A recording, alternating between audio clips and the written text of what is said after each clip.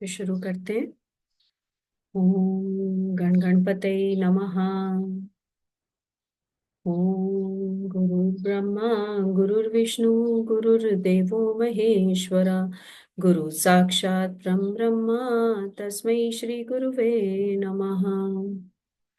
तमेव माता च पिता तमेव, तमेव बन्धु च सखा तमेव, तमेव विद्या द्रविणं तमेव, तमेव सर्वं मम देव देवा। कल हमने जहाँ तक छोड़ा था वहीं से आगे श्रवण करते हैं। इसमें अ, शिव पुराण के श्रवण की विधि। केले के खंभों से सुशोभित एक ऊंचा कथा मंडप तैयार कराएं। उसे सब और फल पुष्प आदि से तथा सुंदर चंदोवे से अलंकृत करें और चारों ओर ध्वजा पताका लगाकर तरह तरह के सामानों से सजाकर सुंदर शोभा संपन्न बना दें। भगवान शिव के प्रति सब प्रकार से उत्तम भक्ति करनी चाहिए, क्योंकि वही सब तरह से आनंद का विधान करने वाली है। परमात्मा भगवान शंकर के लिए दिव्य आसन का निर्माण करना चाहिए तथा कथावाचक के लिए भी एक ऐसा दिव्य आसन बनाना चाहिए जो उनके लिए सुखद हो सके। हे मुने, कथा सुनने वाले श्रोताओं के लिए भी यथा योग्य सुंदर स्थानों की व्यवस्था करनी चाहिए। अन्य लोगों के लिए भी सामान्य रूप से स्थान बनाने चाहिए।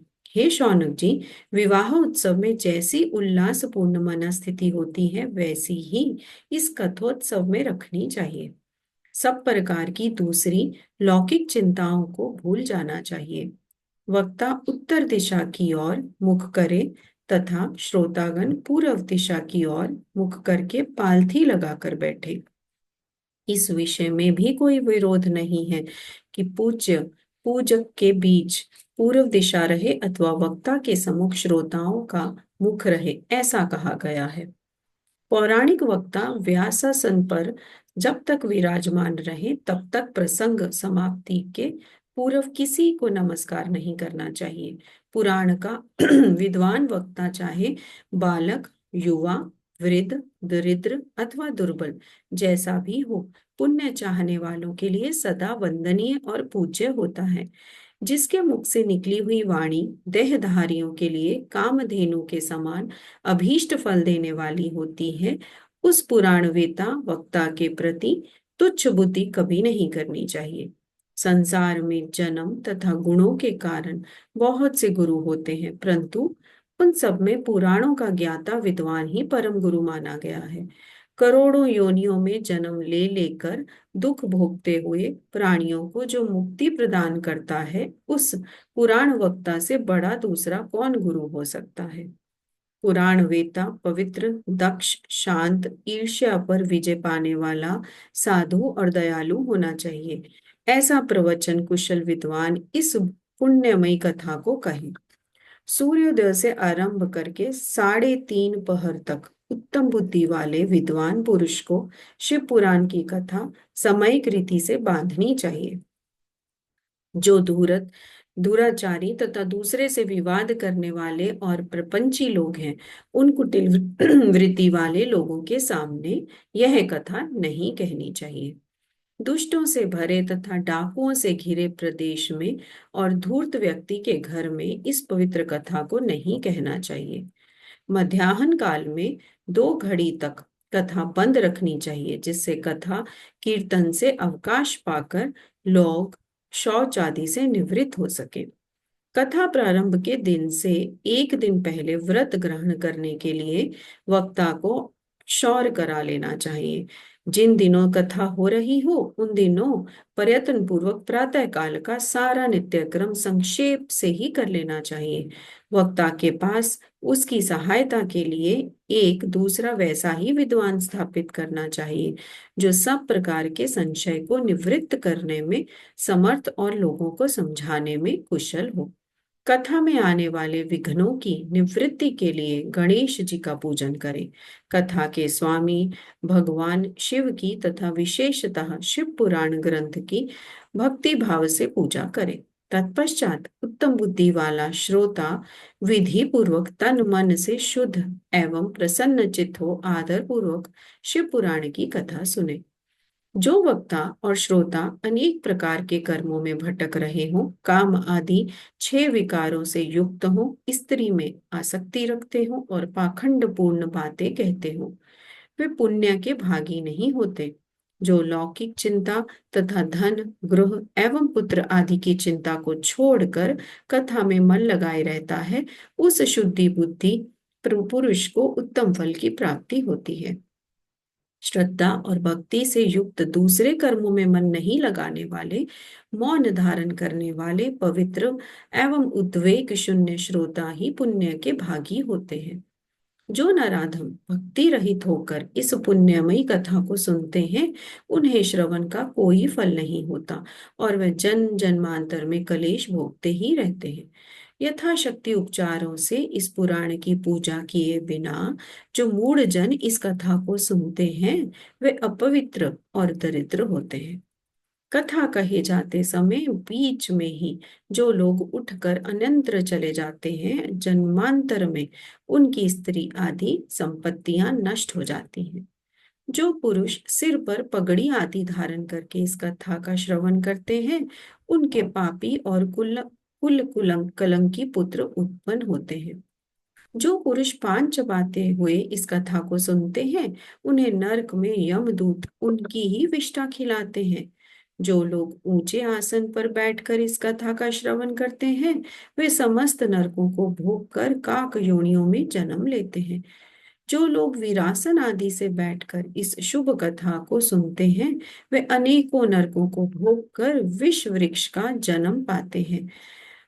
कथा सुनाने वाले पौराणिक को अच्छी प्रकार प्रणाम किए बिना जो लोग कथा सुनते हैं, वे सभी नरकों को भोग कर अर्जुन वृक्ष बनते हैं।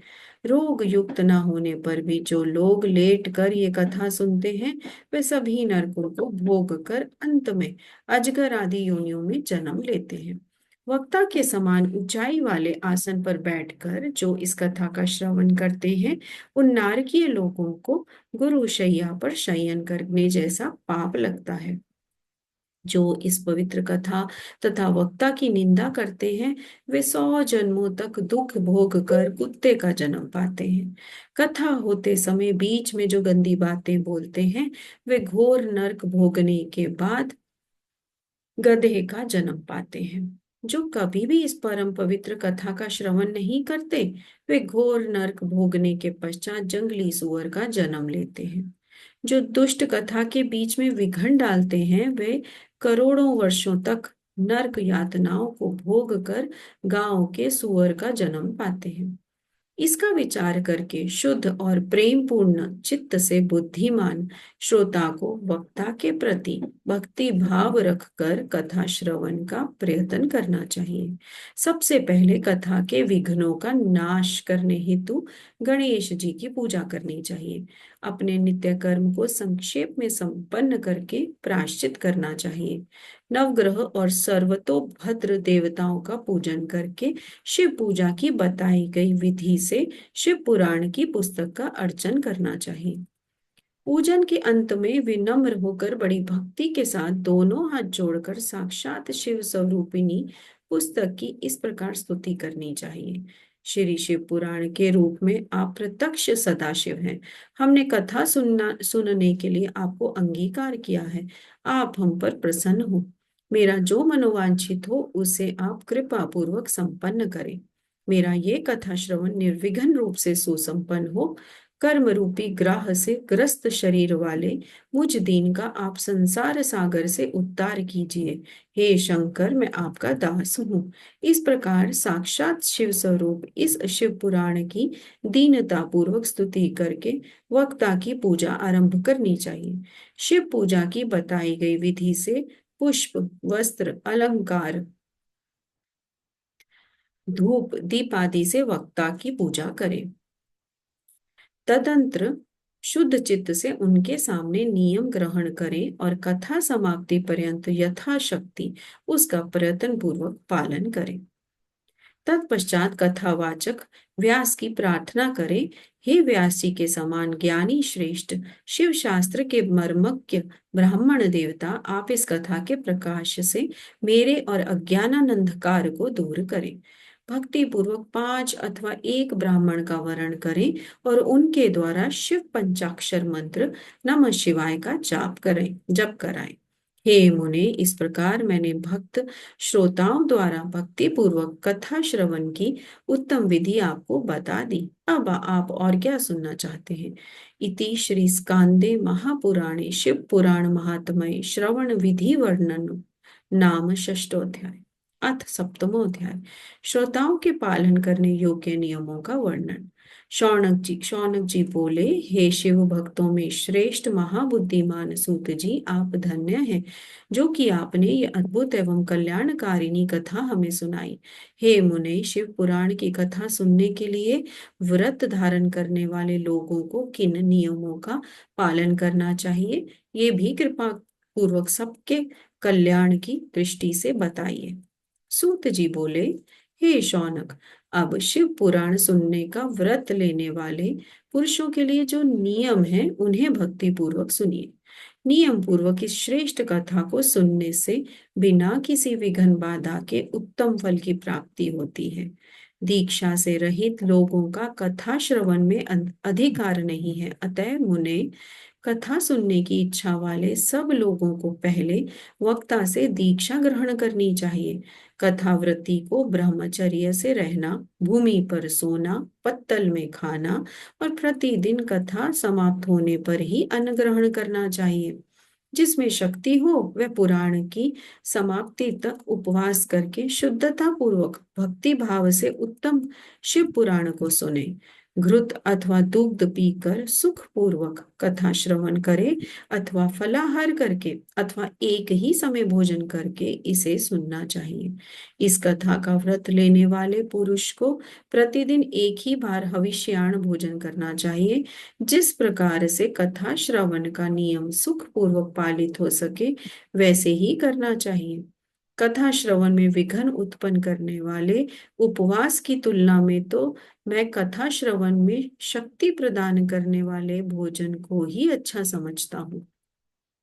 गरिष्ठ अन्न, दाल, जला अन्न, सेम, मसूर, भाव दूषित तथा बासी अन्न को खाकर कथाव्रती पुरुष कभी कथा को न सुने। कथाव्रती को बैंगन, तरबूज, चिचिंडा, मूली, कोहड़ा, प्याज, नारियल का मूल तथा अन्य कंद मूल का त्याग करना चाहिए।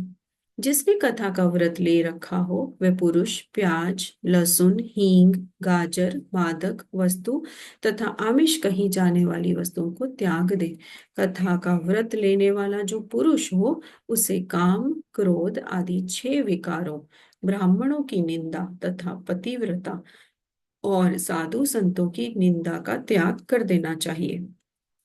कथा श्रवण का व्रत धारण करने वाला व्यक्ति रजस्वला स्त्री को ना देखे, पतित मनुष्यों को कथा की बात ना सुनाए, ब्राह्मणों से द्वेष रखने वालों और वेद बहिष्कृत मनुष्यों के साथ संभाषण ना करे। कथाव्रती पुरुष प्रतिदिन सत्य, शौच, दया, मौन, सरलता, विनय तथा मन की उदारता, इन सद्गुणों को सदा अपनाए रहे। श्रोता निष्काम हो या सकाम, वह नियम पूर्वक कथा सुने। सकाम पुरुष अपनी अभीष्ट कामना को प्राप्त करता है और निष्काम पुरुष मोक्ष पा लेता है। दरिद्र, क्षय का रोगी, पापी, भाग्यहीन तथा संतान रहित पुरुष भी इस उत्तम कथा को सुने।